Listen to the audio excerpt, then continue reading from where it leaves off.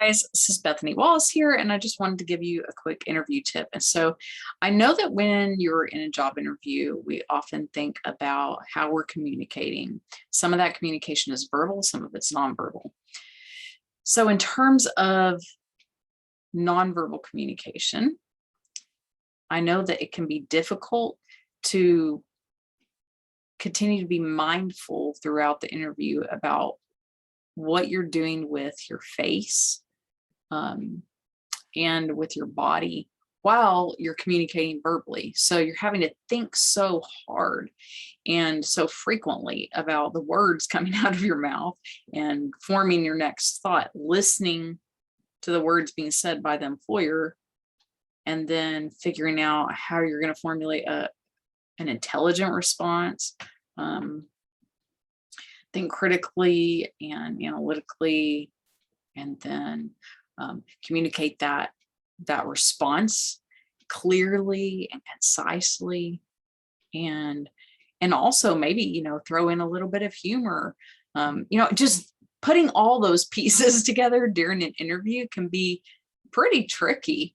And so then on top of that, you want to even ask me to use nice body language or correct nonverbal cues during an interview. I mean, it's almost like it's just too much to ask one person, right? And then like talk about voice tone, fluctuation, inflection. It's like, so I just want to give you like a little bit of maybe a visual that can help you. So one thing that I talk to my students about when I'm teaching oral communication is the ladder of abstraction. And so this, I'm not going to go way into this, but just briefly, I'll explain to you. Like the ladder of abstraction has to do with when we talk about whether or not you're talking in terms of concrete or abstract terminology.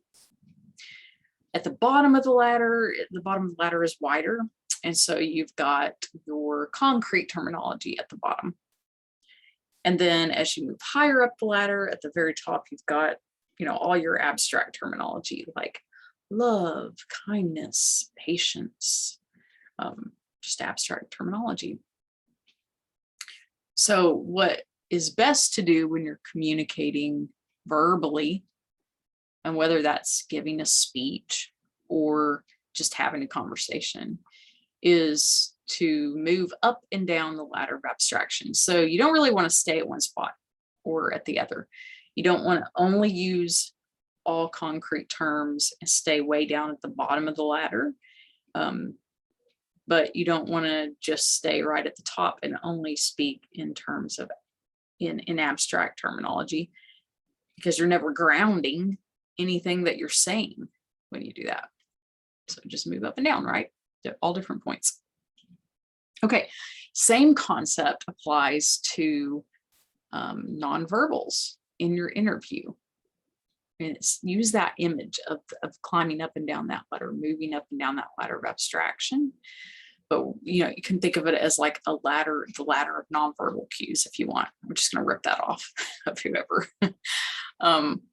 So a lot of people struggle with facial expressions. I do too, actually, because I'm kind of a serious person sometimes, especially when I'm really concentrating on what you're saying, or really when it's a serious topic, then I have a serious look on my face. And I don't smile all the time naturally. I don't just sit around like this.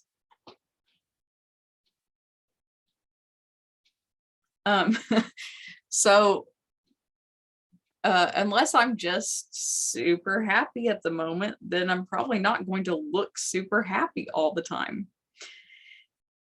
But what I can do is think about moving up and down a ladder, or I can think about like moving across a line or whatever.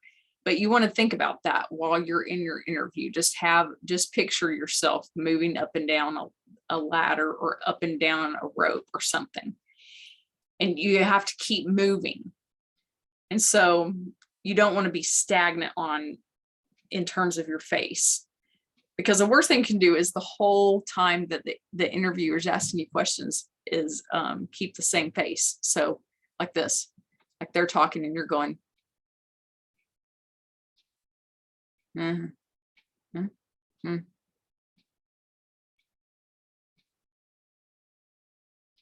Even for 30 seconds, that starts to look like really boring.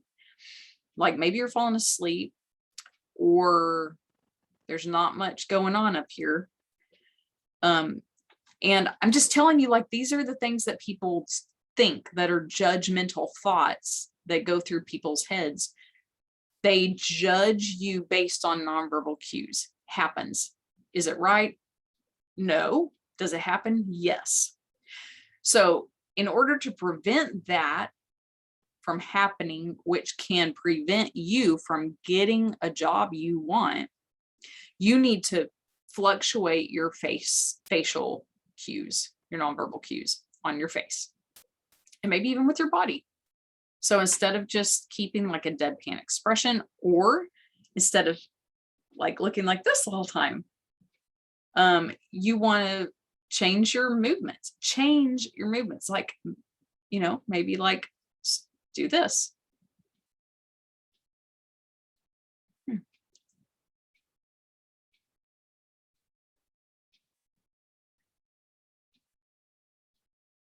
At least like provide some variety.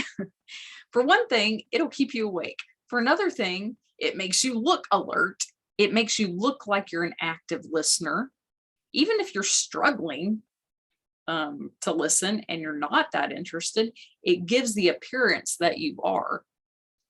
It makes you kind of look like you're more intelligent. There are a lot of benefits to moving around and changing your nonverbal cues.